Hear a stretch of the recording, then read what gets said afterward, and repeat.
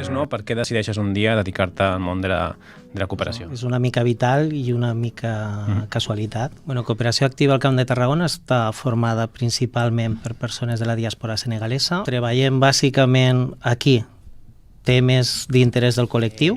Mirem en la mesura de les possibilitats com poden contribuir a millorar les seves poblacions d'origen. Explica'ns una mica, com a membre de la Junta, quins reptes creus que hauria de tenir la xarxa?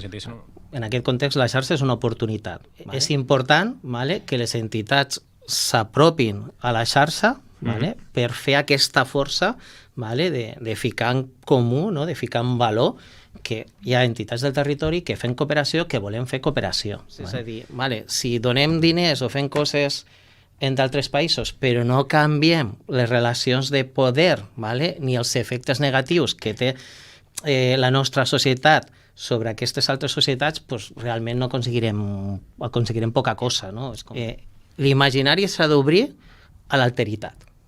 Hi ha d'altres maneres d'imaginar el desenvolupament, d'imaginar la justícia social, i la cooperació també contribueix molt a això.